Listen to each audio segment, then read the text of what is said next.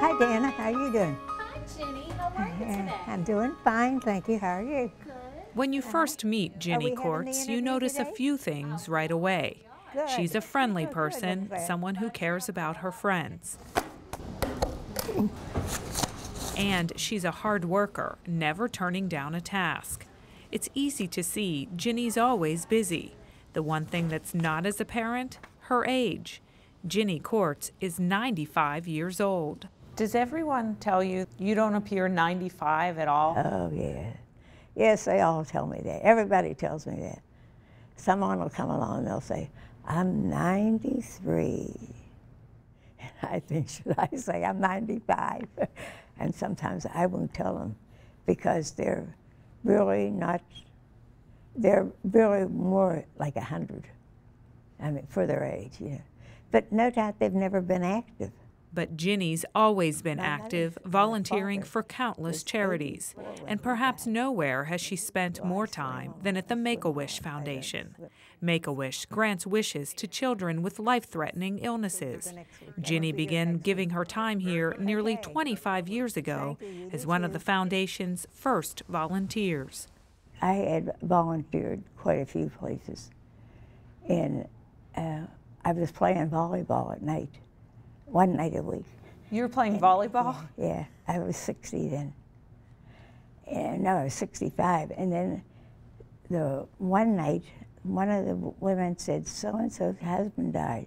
I'm going to send some money to Make-A-Wish.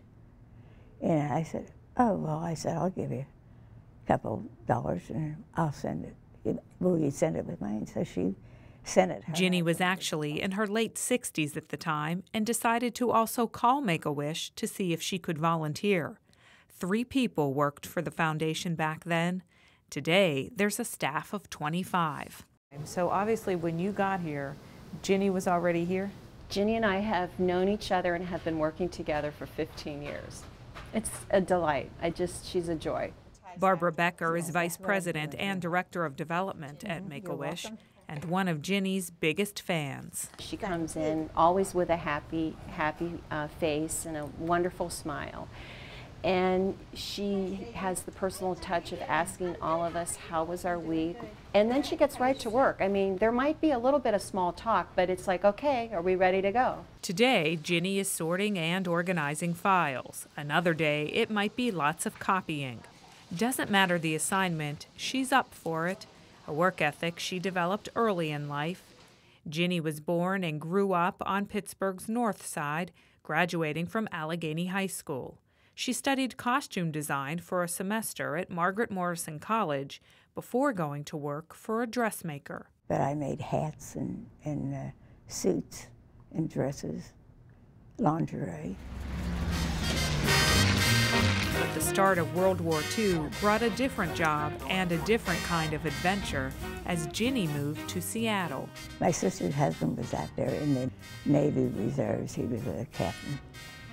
And she said, come out and see what it's like. Well, I loved it. The first day I was there, I applied for a job with Boeing, and before I got home, they called me to come to work the next day. Totaled the hours that it costs for each piece on the B-29. And it was very tedious, but I liked the work real well. I loved it out there. In fact, after I came back, I was sorry I came back again, because every weekend we did either skied or went to the hot springs, and we just went every place because my sister's husband and my sister both liked to go, and I liked to go too. Back in Pittsburgh, Ginny would marry, raise a son, and work in an office for more than 20 years. Retirement and the loss of her husband brought a yearning to help others, and Make-A-Wish seemed like a perfect fit. So what about Make-A-Wish appealed to you, and why was this a charity that you wanted to donate your time to? Well, I wasn't always involved in children, but when I saw some of the children that came through the door, and when they came back, the difference in them, I couldn't believe it, how they took care of them. And the kids were so happy, they could hardly get in the door. How or why would you say you stayed so long? Automation.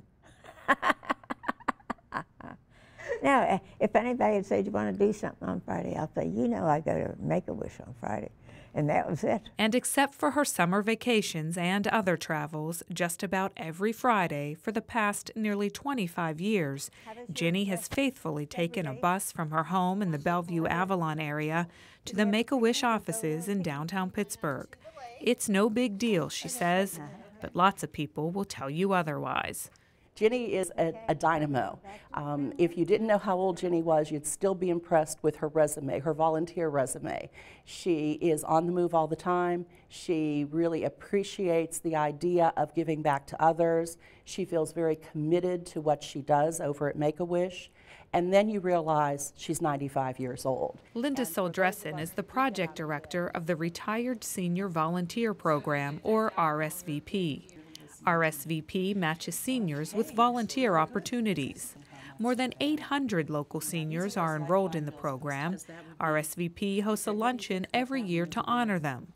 And last year, a panel of judges selected Ginny as the Retired Senior Volunteer of the Year.